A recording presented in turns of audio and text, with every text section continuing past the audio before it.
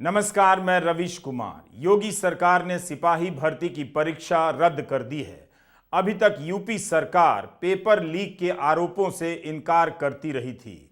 मुख्यमंत्री योगी आदित्यनाथ ने कहा है कि 6 महीने के भीतर दोबारा परीक्षा कराई जाएगी। यह दूसरी बार है जब योगी सरकार को ऐसा फैसला लेना पड़ा है। नवंबर 2021 में भी यूपी टीचर पात्रता परीक्षा यूपी टेट की परीक्षा रद्द हो चुकी थी। 20 लाख छात्रों को दोबारा परीक्षा देनी पड़ी। हम आज के इस वीडियो में इसी पर बात करने जा रहे हैं। नमः पार्वती पतये हर हर महादेव। आपका यह प्रश्न पूछना जायज है कि सबसे पहले बीएचयू में छात्रों के साथ प्रधानमंत्री का वीडियो आप क्यों दिखा रहे हैं। इसका जवाब देना चाहता हूं। एक राजनेता, सांसद और प्रधानमंत्री के तौर पर नरेंद्र मोदी से बहुत बड़ी चूक हुई है। वे जिस बीएचयू के कैंपस में थे वहां उन्हें याद ही नहीं आया कि उसके भीतर एक लड़की के साथ उनकी पार्टी के युवा नेताओं ने क्या किया। छात्रों के बीच होते हुए भी प्रधानमंत्री को दिखा ही नहीं कि लखनऊ और प्रयागराज में बड़ी संख्या में छात्र क्यों प्रदर्शन कर रहे हैं। वे बीएचयू के छात्रों को पर्यटकों के लिए अच्छा गाइड बनने का ज्ञान तो दे गए, मगर भूल गए कि पेपर लीक और परीक्षा से परेशान युवाओं को गाइड करने का काम किसी और का नहीं, उनका है। यह कैसे हो सकता है? जिस समय बीएचयू में प्रधानमंत्री बतौर सांसद छात्रों को संबोधित कर रहे थे, उसी समय दो जगहों पर यूपी में ही प्रदर्शन हो रहे थे। प्रधानमंत्री ने नकल और पेपर लीक को लेकर कुछ भी नहीं कहा, तब भी नहीं कहा जबकि कुछ ही दिन पहले उनकी ही सरकार ने सरकारी भर्तियों में पेपर लीक कराने वाले और नकल कराने वालों के खिलाफ कड़े कानून पास किए हैं।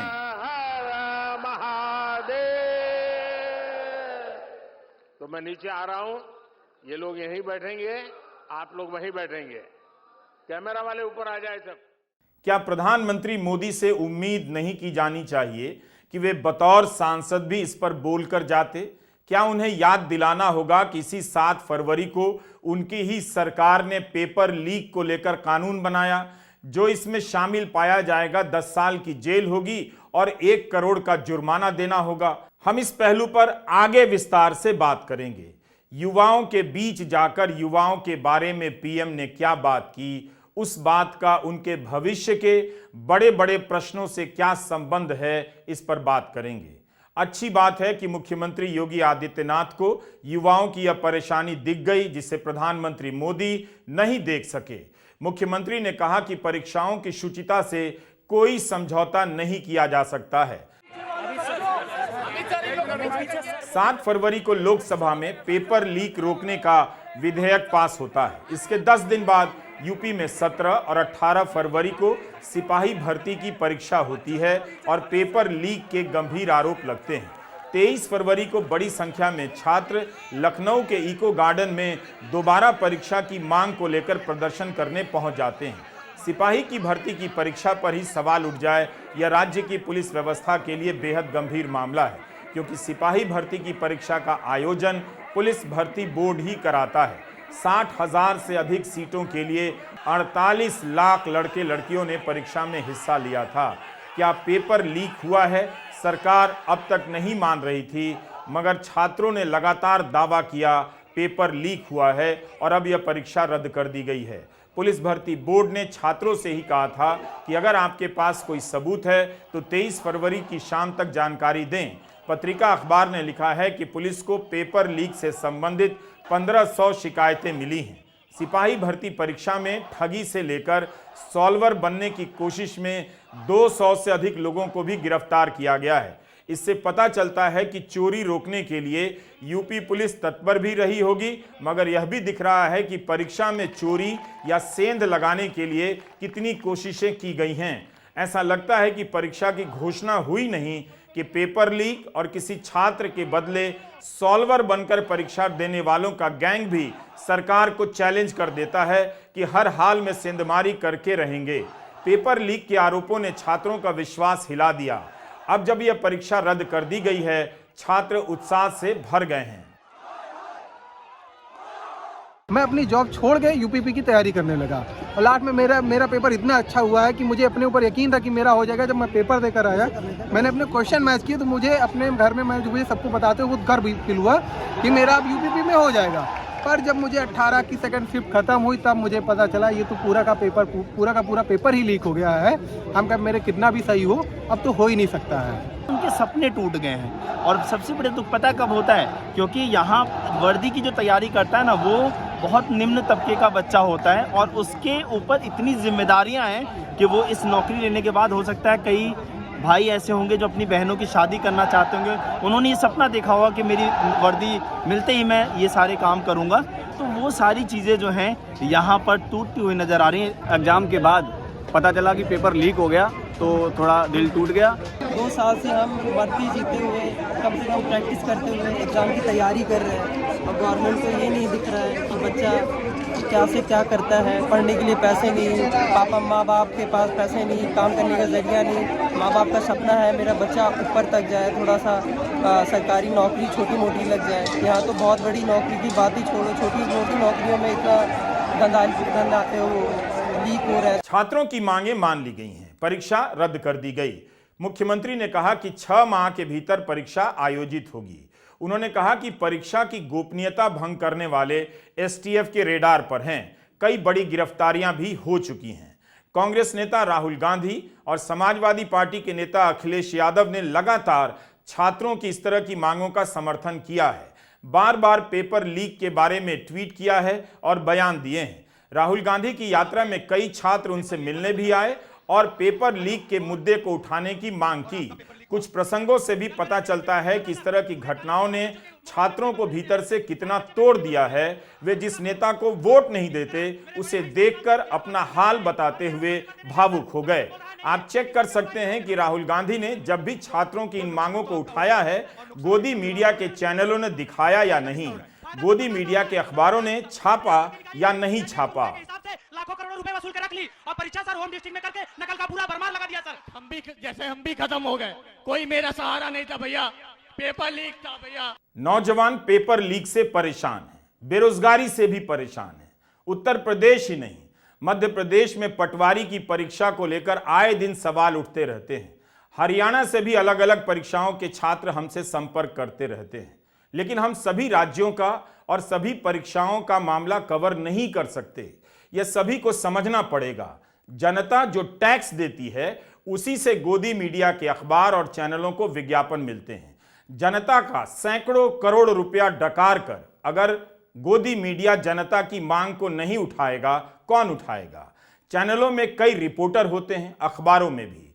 उन्हें तो ये काम रोज करना चाहिए और पहले पन्ने पर छापना चाहिए। परीक्षा सिस्टम ने देश भर के युवाओं को हताश कर दिया है। यूपी के ब्रजेश पाल नाम के एक युवक ने इस जीवन को विदा कह दिया, खुद को खत्म कर लिया। उसने पहले अपनी बीएससी की डिग्री जला दी। अपने पत्र में लिखा कि क्या फायदा ऐसी डिग्री का जो एक नौकरी न दिला सकी। हमारी आधी उम्र पढ़ते पढ़ते निकल गई, इसलिए हमारा मन भर गया है। ब्रजेश पाल ने भी सिपाही की परीक्षा दी थी, जिसका पेपर लीक हो गया और अब यह परीक्षा रद्द कर दी गई है। आपसे एक बात कहना चाहता हूं, अगर आप इस तरह की मानसिक परेशानियों से गुजर रहे हैं तो जरूर काउंसलर की मदद लें, निश्चित फायदा होता है। केंद्र सरकार के हेल्पलाइन नंबर पर भी आप फोन कर सकते हैं। तो आपने देखा कि लखनऊ के छात्रों का प्रदर्शन सफल रहा, लेकिन प्रयागराज में राज्य लोकसभा आयोग के मुख्यालय के बाहर प्रदर्शन करने वाले छात्रों को अभी सफलता नहीं मिली है।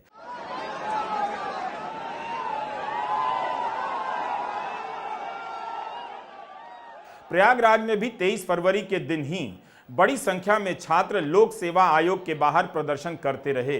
देर रात तक छात्रों ने लोक सेवा आयोग में काम करने वाले कर्मचारियों को घेरे रखा। कोई बाहर ना निकल पाए, इसलिए इसके परिसर के सभी आने जाने के रास्तों पर छात्र बैठ गए। मीडिया रिपोर्ट के अनुसार इन छात्रों की मांग के समर्थन में प्रयागराज के कई कोचिंग संस्थान बंद रहे। सपा नेता अखिलेश यादव ने भी इनकी मांग का समर्थन किया है। इन छात्रों का भी आरोप है कि समीक्षा अधिकारी और सहायक समीक्षा अधिकारी की परीक्षा के प्रश्न पत्र लीक हुए हैं। इसकी भी जांच हो रही है, लेकिन क्या जांच रिपोर्ट आने का इंतजार होगा या यह परीक्षा भी रद्द कर दी जाएगी, जिसमें 10 लाख से अधिक परीक्षार्थी शामिल हुए थे? यह परीक्षा 11 फरवरी को हुई थी।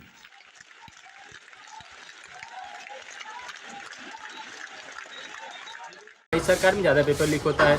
पेपर हम लोग इतना मेहनत करके पेपर देते हैं, उसके बाद भी पेपर लीक हो जाता है। पहले से पेपर आ जा रहा है लोगों के व्हाट्सएप जीमेल पे नहीं आता, टेलीग्राम पे आ जा रहा है। टेलीग्राम पे हर मतलब चैनल पे आ जा रहा है, व्हाट्सएप भेज दिया जा रहा है। 4 साल से लगातार तैयारी इसी के आस में है कि आप पेपर आ रहा है, डेट आ रही है, डेट आ जा रही है तो पता लग रहा है कि लीक ही हो जा रहा है। जब लीक हो जा रहा है तो हम लोग क्या करें, परेशान हो जा रहे हैं। अब लड़के कर भी क्या सकते हैं, वहाँ जाएं लाठी डंडे खाएं तो बस चले आए। देखिए, सरकार को जब तक साक्ष्य नहीं मिले, तो कोई लिखित रूप से प्रमाण जब तक नहीं मिले, तब तक सरकार बोली है कि देखिए पेपर लीक नहीं हुआ। कि सरकार को भी साक्ष्य चाहिए था।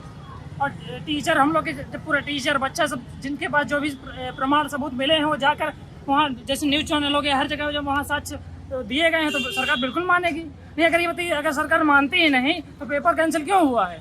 किसी भी स्तर की परीक्षा हो, चाहे भर्ती की या बोर्ड की, आप यूपी की खबरों को पलट कर देखिए। परीक्षा का ऐलान होते ही सरकार की तरफ से नकल मुक्त परीक्षा के दावों की भरमार शुरू हो जाती है। अभियान सा चल पड़ता है, फिर भी कोई अफवाह उड़ाता हुआ पकड़ा जाता है तो कोई दूसरे के बदले परीक्षा देता हुआ गिरफ्तार होता है। युद्ध की स्थिति बन जाती है। नकल करने या करवाने वालों को दुश्मन की तरह ललकारा जाने लगता है। तू आ सामने, देखते हैं। तब भी नकल से लेकर लीक तक के आरोप लगते रहते हैं। इस समय यूपी में 10वीं और 12वीं की बोर्ड परीक्षा चल रही है। इस परीक्षा की तैयारी को लेकर जो प्रेस कॉन्फ्रेंस हुई है, अखबारों में जो खबरें छपी हैं, उन्हें पढ़कर लग रहा है कि नकल से बचा ले जाना युवाओं को रोजगार देने से भी ज्यादा बड़ा और मुश्किल काम हो चुका है। इन खबरों में लिखा है कि सीसीटीवी कैमरे की निगरानी में प्रश्न पत्र खोले जाएंगे। प्रश्न पत्रों के लिए टेम्पर प्रूफ लिफाफों का इस्तेमाल होगा। जहां प्रश्न पत्र रखा जाएगा, उस स्ट्रांग रूम की निगरानी के लिए हथियारबंद दस्ते लगाए जाएंगे। परीक्षा केंद्रों के आसपास धारा 144 लगेगी। पेज बदलने की संभावना न रहे इसलिए 4 अलग अलग रंगों की उत्तर पुस्तिकाएं बनाई गई हैं। सप्लीमेंट्री पेज के लिए अलग रंग के पन्ने बनाए गए हैं। क्लासरूम की निगरानी करने वालों के लिए QR कोड बनाया गया है। यही नहीं, वॉइस रिकॉर्डिंग करने वाले सीसीटीवी की निगरानी में पेपर होने की खबरें भी छपी हैं। अब आते हैं बनारस हिंदू यूनिवर्सिटी में प्रधानमंत्री के भाषण पर। प्रधानमंत्री छात्रों को संबोधित कर रहे हैं, फिर भी उनके भाषण में नकल मुक्त परीक्षा की कोई चर्चा नहीं। करीब 2400 शब्दों के इस भाषण में छात्र जीवन की इस सबसे बड़ी समस्या को जगह नहीं मिलती है और अखबारों में भी उस तरह से जगह नहीं मिलती है। आप सभी मुझे जानते हैं क्या? मैं जानता हूं क्योंकि सब पीड़ित है। अखबार प्रधानमंत्री के भाषण से ऐसी हेडलाइन लिखते हैं जैसे युवाओं के अपमान का अगर कोई बदला लेने वाला है तो इस देश में केवल पीएम मोदी हैं। दैनिक जागरण और अमर उजाला के गाजियाबाद संस्करण में पहले पन्ने पर इसी तरह की हेडलाइन लिखी गई है। प्रधानमंत्री राहुल गांधी के बयान का जवाब दे रहे हैं कि मेरी काशी के युवाओं का अपमान हो रहा है। लखनऊ और प्रयागराज के प्रदर्शन की खबर जागरण में भीतर छपी है, कम प्रमुखता से। युवाओं की बात पर पहली खबर थी तो कोई भी संपादक प्रधानमंत्री के बयान के साथ युवाओं के प्रदर्शनों की खबर ही लगाने का प्रयास करता, मगर अब जमाना बदल गया है। गाजियाबाद के अमर उजाला में लखनऊ के प्रदर्शन की खबरें खोजने में मुझे काफी वक्त लग गया। मैं चाहता हूं कि आप ही खोज कर बताएं कि लखनऊ के प्रदर्शन की खबर किस पन्ने पर छपी है, ताकि इसी के साथ आप अखबार पढ़ना सीख जाएं। क्या आपको किसी ने बताया है कि आपको अखबार पढ़ना नहीं आता है?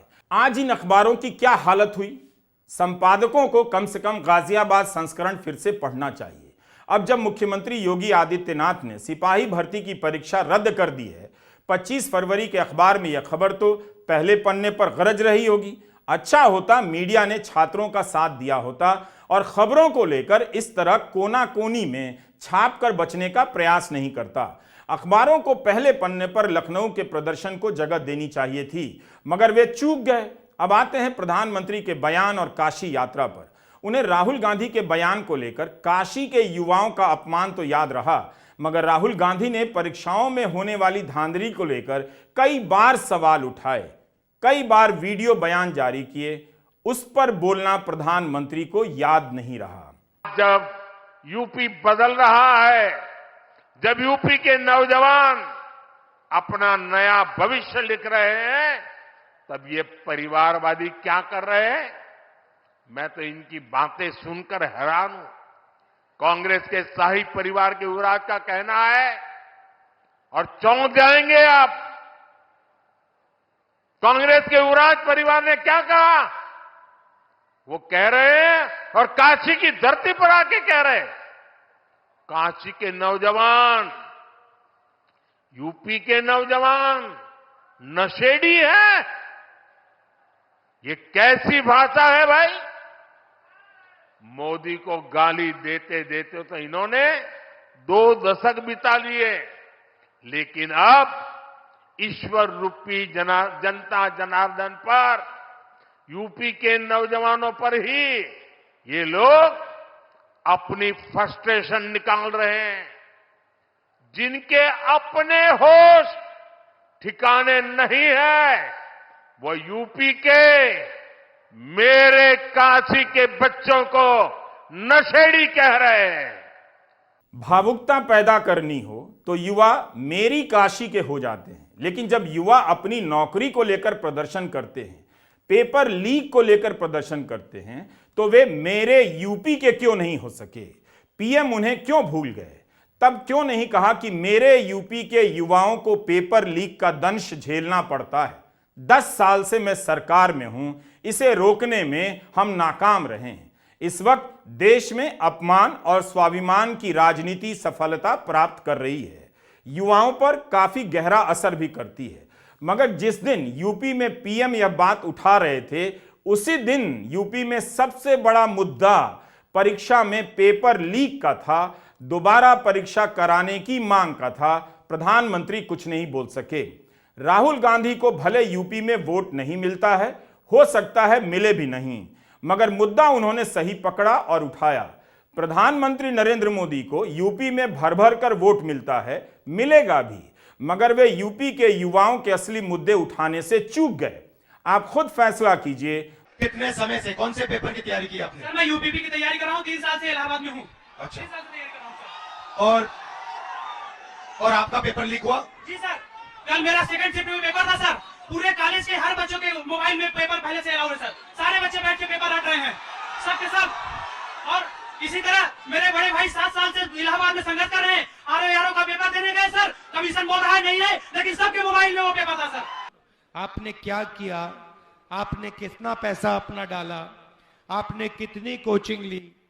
और आपको कब पता लगा कि पेपर लीक हो गया? आपको क्या लगा दिल में, ये जनता को बताओ प्यार से।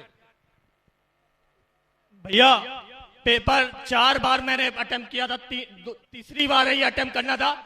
दोबारा पेपर से 1 दिन पहले ट्विटर पर पेपर लीक हो जाता है।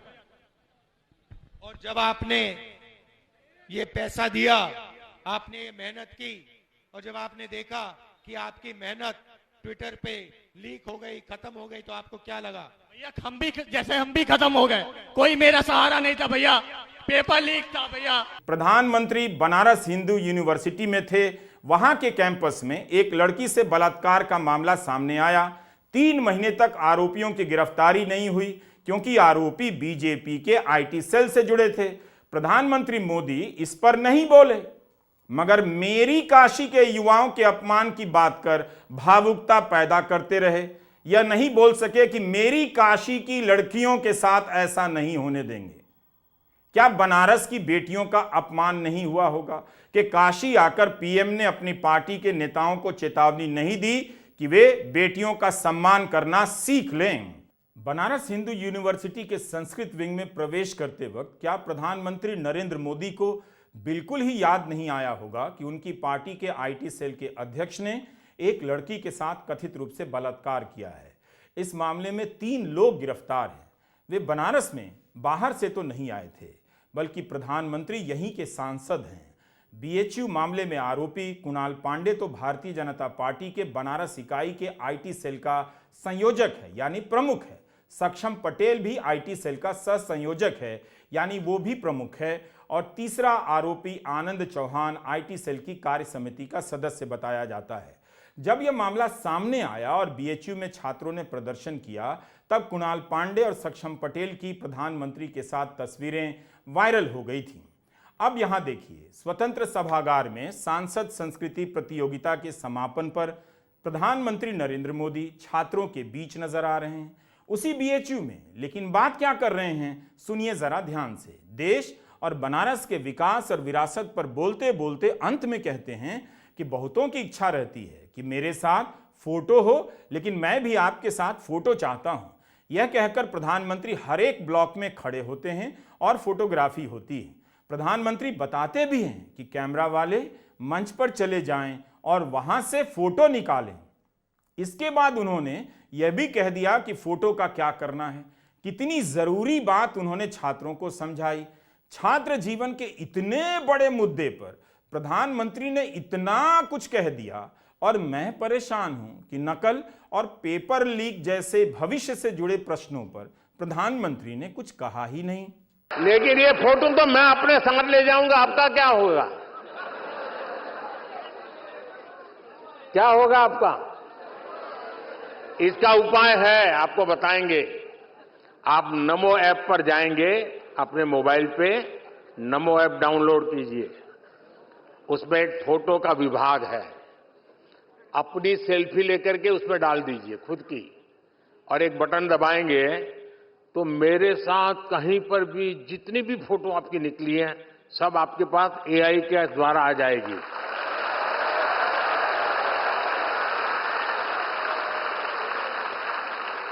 तो हमारे काशी में संस्कृत भी होगी और साइंस भी होगा। काशी में संस्कृत भी होगी और साइंस भी होगा। ऐसे नारों को गढ़ने में प्रधानमंत्री मोदी का कोई जवाब नहीं। ऐसे नारों का बहुत ज्यादा मतलब नहीं होता। काशी में संस्कृत भी सदियों से है और साइंस भी सदियों से है। जिस कैंपस में इतनी बड़ी घटना हुई, पीएम की पार्टी के कार्यकर्ता उसमें आरोपी हैं, गिरफ्तार हैं, मगर उस पर कोई बात नहीं। क्या बनारस के किसी अखबार के संपादक को यह लाइन लिखने की हिम्मत है कि बीएचयू की बेटियों के अपमान को भूल गए प्रधानमंत्री? चुनाव जीतना अलग बात है, मगर गलत को गलत कहते हुए जीतते जाना अलग बात है। आप प्रधानमंत्री के भाषण में काशी और बीएचयू के जो भाषण हैं उसे सुनिए और फिर राहुल गांधी के साथ हो रही इस बातचीत को सुनिए। यह बातचीत भी बनारस में हुई है। कुछ दिन पहले राहुल गांधी वाराणसी में थे, वहां पर छात्रों और शिक्षकों के साथ बातचीत कर रहे थे और उनकी बात सुन रहे थे कि आज का बीएचयू कैसा है, बीएचयू में क्या होता है। क्या प्रधानमंत्री नरेंद्र मोदी बीएचयू की लड़कियों को बुलाकर इस तरह बात नहीं कर सकते थे? जब वे फोटो खिंचाने के लिए सभागार के हर ब्लॉक में जा सकते हैं तो इस तरह से बात क्यों नहीं कर सकते जैसे राहुल गांधी कर रहे हैं? उन्हें सांसद के तौर पर भरोसा क्यों नहीं दिला सके? लड़कियों को बीएचयू प्रशासन को चेतावनी क्यों नहीं दे सके? बीएचयू में सर जेंडर इनइक्वालिटी बहुत ज्यादा है। लड़कियों के साथ, छात्राओं के साथ लगातार छेड़खानी की मामलाएं आती हैं। आईआईटी बीएचयू में एक लड़की के साथ बीजेपी के आईटी सेल के लोगों ने रात में रेप किया, सामूहिक बलात्कार किया। हम लोग प्रोटेस्ट कर रहे थे, उनको मतलब दोषियों को गिरफ्तार करें, तो इन लोगों ने दोषियों को पकड़ने के बजाय हम लोगों पर एफआईआर करवा दी।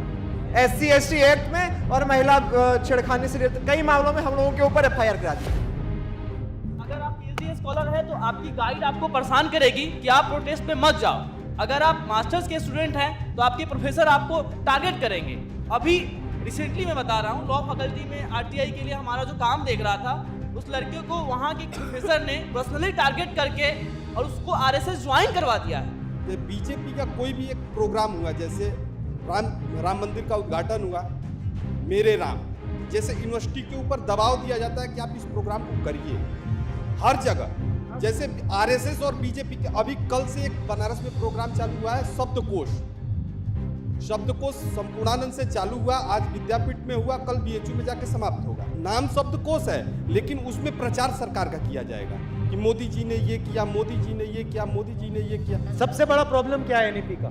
एनईपी की रियल प्रॉब्लम ये है कि दैट सिस्टम इज टोटली वो बाहर से इंपोर्ट किया गया है और हमारे यहाँ ना तो इंफ्रास्ट्रक्चर है वैसा, ना ही हमारे स्टूडेंट्स की वो डिमांड है, ना ही टीचर्स उस तरह से ट्रेंड हैं कि उस तरह के एक क्रेडिट सिस्टम से पढ़ाने के लिए। और एनईपी पूरी तरह से ये यहाँ का सिस्टम है ही नहीं जो यहाँ रिसर्च करके यहाँ पे लाया गया हो। ये बस बेसिकली बाहर से लाके लाद दिया गया टेक्निकली, इसलिए ये बिल्कुल यहाँ पे कभी भी सफल होगा ही नहीं।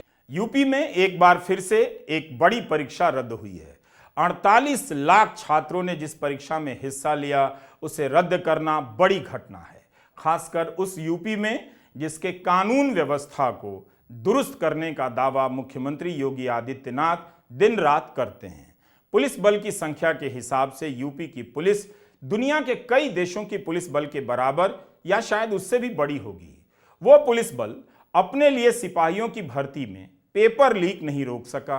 सोचिए, अगर छात्रों ने प्रदर्शन नहीं किया होता तो उनके साथ कितना बड़ा अन्याय होता। या जब आप सोच ही रहे हैं तो इस पर भी सोच लीजिए कि किसान अगर प्रदर्शन नहीं करते तो उनके साथ कितना बड़ा अन्याय हो जाता। तीनों कृषि कानून लागू हो जाते। अब अगर किसान फिर से प्रदर्शन कर रहे हैं तो उनके प्रदर्शन करने के अधिकार की रक्षा करना किसका काम है? आप सभी का। अगर हरियाणा सरकार की तरह यूपी सरकार भी लखनऊ के इको गार्डन में गड्ढे खुदवा देती, कीले गड़वा देती और आंसू गैस के गोले दागने लग जाती, तब क्या होता? इस पर सोचिएगा। नमस्कार, मैं रविश कुमार।